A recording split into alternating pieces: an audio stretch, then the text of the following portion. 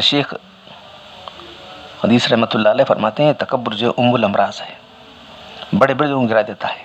بہت سے مشائخ سلوک کو بھی اس نے گرا دیا. تو ایک دو واقعات ہیں آپ کو جو ہے سنائے جا رہے ہیں. ایک شیخ ابو عبداللہ اندلسی رحمۃ اللہ علیہ کا واقعہ ہے. شیخ ابو عبداللہ اندلسی کا واقعہ میرے دل میں ایسا جمع ہوا ہے اور چبھا ہوا ہے، اکثر بے اختیار زبان و قلم پر آ جاتا ہے. میں سالکان تصوف سے ذرا بھی تعلق رکھنے والوں کے متعلق چاہتا ہوں کہ ہر ایک کے دل میں یہ واقعہ جو ہے اچھی طرح جو ہے اترا ہو. شیخ ابو عبداللہ مشہور شیخ المشائخ اندلس کے اکابر اولیاء اللہ میں سے ہیں. ہزاروں خانقاہ ان کے دم سے آباد تھیں. ہزاروں مدرسے ان کے فوج سے چل رہے تھے. ہزاروں شاگرد ہیں، ہزاروں مریدین ہیں. آپ کی مریدین کی تعداد 12,000 بتائی جاتی ہے. ایک دفعہ بارادہ سفر شیخ رحمۃ اللہ علیہ نکلے. ساتھ جو ہے آپ کی میت میں ہزاروں مشائخ و عملہ اور علماء ہمراہ رکاب ہیں. کون ہے؟ جیسے کیسے جنید بغدادی رحمۃ اللہ علیہ، شیخ شبلی رحمۃ اللہ علیہ، ایسے بڑے بڑے لوگ آپ کے ہمراہ ہیں جو آپ کے مریدین میں سے. شیخ شبلی رحمۃ اللہ علیہ کا بیان ہے، ہمارا قافلہ نہایتی خیرات و برکات کے ساتھ چل رہا تھا کہ اچانک عیسیٰ کی بستی سے گزر ہوا.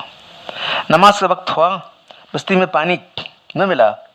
بستی سے باہر ایک کنواں تھا، چند لڑکیاں پانی بھر رہی تھیں تو وہاں گئے وضو کرنے کے لیے. حضرت شیخ کی نگاہ ایک لڑکی پر پڑی. حضرت کی نگاہ اس پر پڑتے ہی تغیر شروع ہو گیا. بس شیخ شبلی رحمۃ اللہ علیہ فرماتے ہیں شیخ اس کی گفتگو کے بعد سر جھکا کر بیٹھ گئے. 3 دن کامل گزر گئے، نہ کھاتے ہیں نہ پیتے ہیں نہ کسی سے بات کرتے ہیں. حضرت شیخ شبلی رحمۃ اللہ علیہ کہتے سب خدام پریشان ہیں حضرت. تیسرے دن میں نے جرات کر کے عرض کیا یا شیخ آپ کے ہزاروں مریدین آپ کی اس حالت میں پریشان ہیں. شیخ نے ان سے متوجہ ہو کر کہا میرے عزیزوں میں اپنی حالت تم کو کب تک چھپاؤں. پرسوں میں نے اس لڑکی کو دیکھا تھا، اس کی محبت مجھ پر غالب آ گئی. تمام اعضاء و جوارح پر اسی کا تسلط ہے. اب کسی سے ممکن نہیں کہ میں اس سرزمین کو چھوڑ کر چلا جاؤں. شیخ شبلی نے فرمایا میرے آقا آپ اہل عراق کے پیر و مرشد ہیں، علم و فضل میں، زہد تقوی میں شورۂ آفاق ہیں. آپ کے مریدین کی تعداد تو 12,000 سے زیادہ ہے. بتوفیل قرآن عزیز ہمیں اور ان کو رسوا نہ کیجیے، ہمیں اور آپ سب کو رسوا نہ کیجیے. شیخ نے فرمایا، شیخ ابو عبداللہ اندلسی نے فرمایا میرے عزیز میرا تمہارا نصیب وہ ہے جو تقدیر خداوندی کر چکے ہیں. مجھ سے ولایت کا لباس چھین لیا گیا ہے، ہدایت کی علامہ اٹھا لی گئی ہے. یہ کہہ کر رونا شروع کر دیا اور کہا کہ میری قوم قضاء و قدر کا فیصلہ نافذ ہو چکا ہے. اب کام میرے بس کا نہیں ہے. اور شبلی فرماتے ہیں ہمیں اس عجیب واقعے پر سخت تعجب ہوا اور حسرت سے ہم نے رونا شروع کر دیا. شیخ بھی ہمارے ساتھ روتے رہے یہاں تک کہ زمین آنسوؤں سے امٹ آنے لگی، سیلاب سے تر ہو گئی. اس کے بعد ہم مجبور اپنے وطن بغداد کے لوٹے. پھر ہم نے واپس آ کر یہ واقعات سنائے تو شیخ کے مریدین میں کوہرام مچ گیا. چند آدمی دوسری وقت حسرت اور غم میں دنیا سے اتنا ان کو غم ہوا کہ انتقال کر گئے. باقی گڑا کر خدا بے نیاز کی بارگاہ میں دعا کرنے لگے اے مقلب القلوب، اے اللہ دلوں کے پلٹنے والے شیخ کو ہدایت دے، پھر اپنے مرتبے پر لوٹا دے. تمام خانقاہیں بند ہو گئیں. 1 سال اسی میں گزر گیا. 1 سال کے بعد اسی حسرت افسوس میں شیخ کے فراق میں لوٹتے رہے ہم لوگ. ایک مرتبہ 1 سال کے بعد جب مریدوں نے ارادہ کہ ذرا چل کر شیخ کی خبر تو لیں کس حال میں ہیں، تو ہماری جماعت نے سفر کیا. اس گاؤں میں پہنچ کر لوگوں سے شیخ کا حال دریافت کیا تو شیخ نے جا کر جو ہے اس لڑکیوں کے باپ سے، وہ تو عیسائی تھا، کہا کہ تم کو جو ہے ہمارے سور چرانے پڑیں گے، تم کو جو ہماری ٹوپی پہننے پڑے گی، یہ تمہارا جبہ نکالنا پڑے گا. ہاں سب مان لیا. تو اس کے باغ میں جو ہے سور چرا رہے ہیں، گلے میں جو ہے زنار ہے. ایک جماعت نے سفر کیا، اس گاؤں میں پہنچ کر لوگوں سے شیخ کا حال دریافت کیا تو گاؤں والے بتایا کہ وہ جنگل میں سور چرا رہے ہیں. ہم نے کہا خدا کی پناہ کیا ہے؟ گاؤں والوں نے بتایا کہ اس نے سردار کی لڑکی سے منگنی کی. اس کے باپ نے اس شرط پر منظور کیا کہ وہ جنگل میں سور چرانے کی خدمت پر مامور رہے. ہم یہ سن کر ششدر رہ گئے، غم سے کلیجے پھٹ گئے، آنکھوں سے بے ساختہ آنسوؤں کا طوفان لمڑنے لگا. وہ مشکل دل تھام کر اس جنگل میں پہنچے جس میں سور چرا رہے تھے. دیکھا تو شیخ کے سر پر نصارہ کی ٹوپی ہے، کمر میں زنار بندھا ہوا ہے. وہ عصا جس پر ٹیک کر ٹیکے ہوئے خنزروں کے سامنے کھڑے ہوئے ہیں، جس سے وہ عصا جس پر ٹیکے ہوئے واعظ اور خطبہ دیتے وہ سارا لیا کرتے تھے، جس نے ہمارے زخموں پر نمک پاشی کا کام کیا۔ شیخ نے میں اپنی طرف دیکھ کر سر جھکا لیا۔ ہم نے قریب پہنچ کر السلام علیکم کہا۔ شیخ نے کسی دبی آواز سے وعلیکم السلام کہا۔ شبلی رحمۃ اللہ نے عرض کیا، شیخ اس علم و فضل اور حدیث و تفسیر کے ہوتے ہوئے تو آج تمہارا کیا حال ہے؟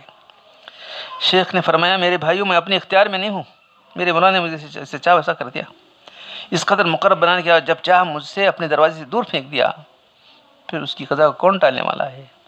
اے عزیزو، خدائے بے نیاز کے قضا سے ڈرو، اپنے علم پر مغرور مت ہو۔ آسمان کی نظر اٹھائی، کہا کہ میرے مولا، میرا گمان تو تیرے بارے میں ایسا نہ تھا کہ تو مجھ کو ذلیل خوار کرے گا، اپنے دروازے سے نکال دے گا۔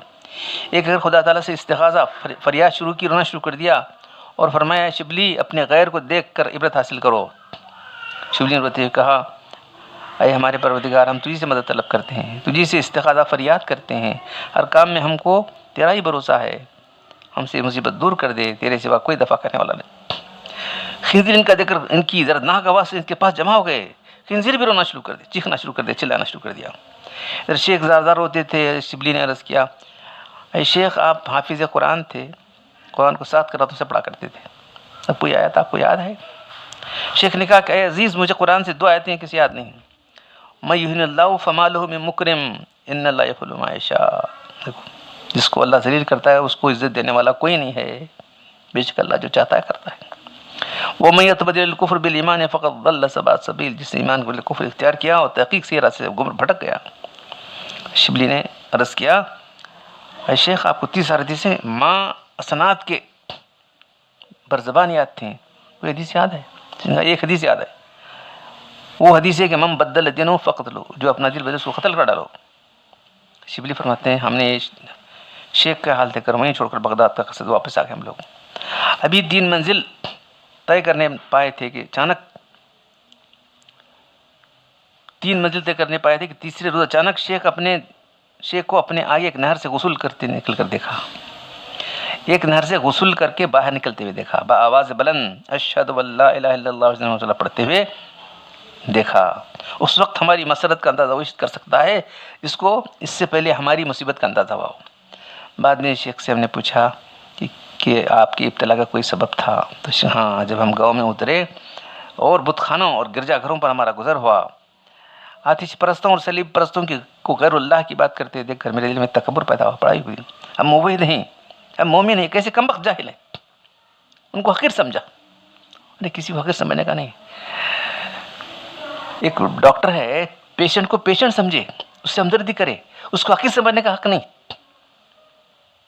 فرق ہے نا، پیشنٹ کے ساتھ پیشنٹ کو پیشنٹ سمجھنا ہے۔ بڑا غلیظ پیشنٹ ہوتا ہے، بڑی سخت بیماری ہوتی ہے، کفر ہے، شرک ہے، تو یہ سب کیا امراض ہیں، ان کو حقیر سمجھنے کا کسی کو حق نہیں۔ دن ان کو حقیر سمجھا، حقارت کی، تو تکبر کیا ہے؟ بیت اللہ کی وغمت الناس، لوگوں کو حقیر سمجھنا، حق کو ٹھکرا دینا، لوگوں کو حقیر سمجھنا بس۔ تو میرے دل میں تکبر بڑائی پیدا ہوئی، ہم مومن موحد ہیں، یہ کیسے کمبخت جاہل ہیں، بے حس بے شعور ہیں، بے حس بے شعور کی جو پرستش کرتے ہیں۔ تو اس وقت ایک غیبی آواز آئی، یہ ایمان و توحید کو ہمارا ذاتی کمال نہیں ہے، ہماری توفیق سے تم کو ملا ہے، کیا تم اس ایمان کو اپنے اختیار میں سمجھتے ہو؟ ٹھہرو، ابھی بتا دیں گے۔ فوراً مجھے ایسا معلوم ہوا، یہ کون کریں؟ شیخ ابو اندلسی کہہ رہے ہیں، شیخ ابو عبداللہ اندلسی کہہ رہے ہیں کہ جو ہے ایسا معلوم ہوا مجھے کہ ایک پرندہ میرے دل سے نکل اڑ کر چلا گیا، ضرورت ایمان تھا۔ تو اتنے بڑے لوگ جو ہے ایسا ہوا ہے، تو ہم لوگ کہاں ہیں بتائیے؟ تو یہاں کام کس کا چیز سے چلتا ہے؟ تواضع سے چلتا ہے، انکساری سے چلتا ہے۔ تو ایک واقعہ انکساری کا جو ہے لکھا ہے، بہت ہی دلچسپ واقعہ ہے وہ۔